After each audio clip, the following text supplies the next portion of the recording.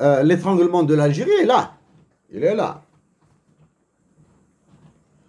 Éviter, la nation algérienne doit premièrement se prononcer sur plusieurs points. Pour nous, les plus importants sont un, dire au roi de France et de ses colonies africaines, le président Emmanuel Macron, foutez le compte de notre pays. Laissez-nous nous exploser tout seuls, sachant qu'il nous a déjà explosé. C'est la première. Deuxièmement, il est temps de renouveler l'état-major de l'armée en intégrant des colonels, franchement, diplômés de l'Académie de Cherchel, diplômés de l'École supérieure de la logistique de Harrach, diplômés de l'école de géodésique d'Oran, quelque chose comme ça là, hein, de l'INITA, etc. Des colonels, nous disons bien des colonels. Et les généraux grabataires là doivent rentrer chez eux. Jusqu'à maintenant, nous sommes très, très, très modérés dans nos mots. Ça, c'est le côté patriotique. Côté anthropologique maintenant. La question de la majorité est devenue une bombe à neutrons en Algérie. Parce que c'est depuis 2014 que nous le disons, c'est depuis 2080 que ce problème s'est posé, depuis 1948, bien avant. Les anglo-saxons vont nous bousiller avec cette question. Et celui qui l'alimentera le plus, qui soufflera le plus, c'est le roi de France, Emmanuel Macron, qui vient de le faire avec les Peuls au Mali. Avez-vous remarqué son silence sur la violation des droits de l'homme en Algérie? Non. Allons-y vers la majorité de l'Algérie. La majorité des Telgis, des Auressiens, de l'Ouest algérien. Oubliez la Kabylie, là.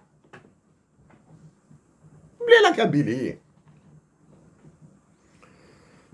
La majorité du Mzab. L'autre élément. Maintenant, ce n'est plus une suggestion ou bien une proposition, ce sera les trois à la fois, un argument d'autorité, une pensée magique et une pensée unique. À la fois, les trois à la fois. Les Algériens salariés doivent exiger la baisse des salaires et des pensions de retraite. Ça, hein?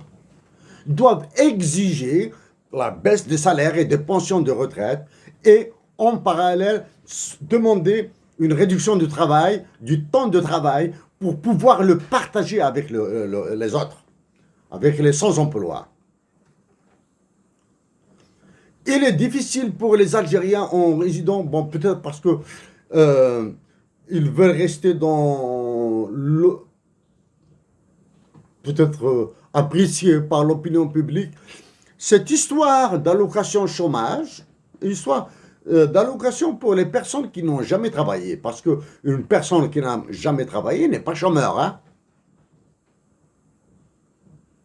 est une catastrophe.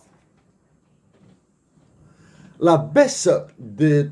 Alors là, la baisse de grosses pensions de retraite là pour ceux qui ont 10 années de décret, etc. Là, c'est un cataclysme sur l'Algérie.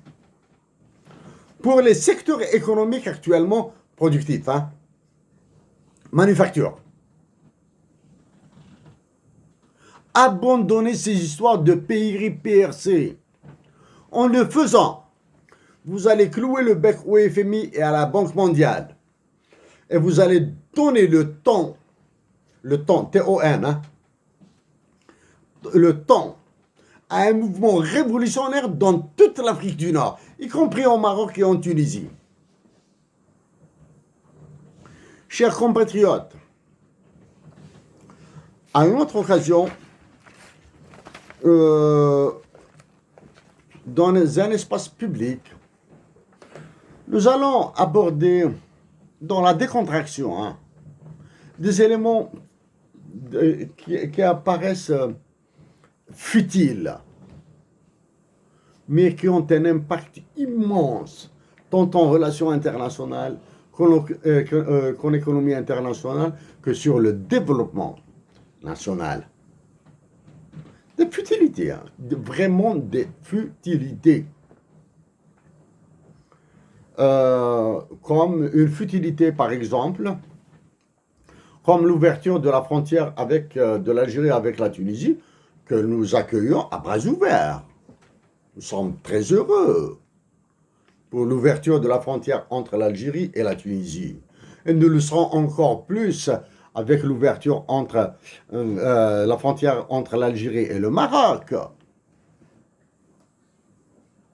Comme les frontières sont ouvertes avec le Mali et le Niger, alors que c'est une zone en état de guerre.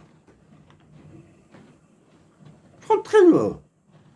Mais pas avec cette politique monétaire-là. Pas avec ce taux de change-là.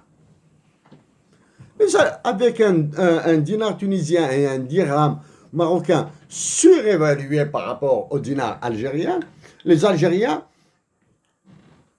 se sentent à l'aise en Tunisie, pas au Maroc actuellement. Se sentent bien.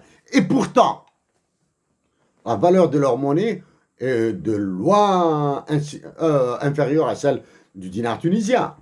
Ils se sentent bien. Que dire si les deux monnaies sont sensiblement égales? Les Algériens seraient heureux. Bah, il y aura toujours des perdants. Chers compatriotes,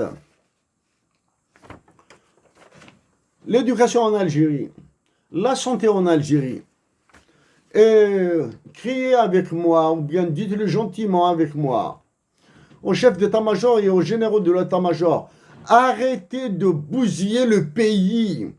Arrêtez d'utiliser les réserves internationales de l'Algérie pour l'achat d'un armement qui ne servira absolument à rien, sauf au suicide. Vous allez faire la guerre au Maroc, vous allez faire la guerre au Mali et au Niger, vous allez faire la guerre à la Tunisie et à la Libye.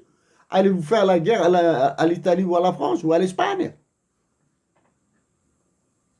Ah, une calamité. C'est là où réapparaissent les valeurs patriotiques.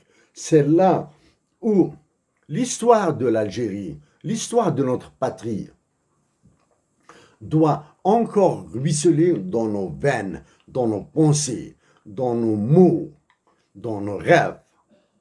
Merci, chers compatriotes d'Algérie.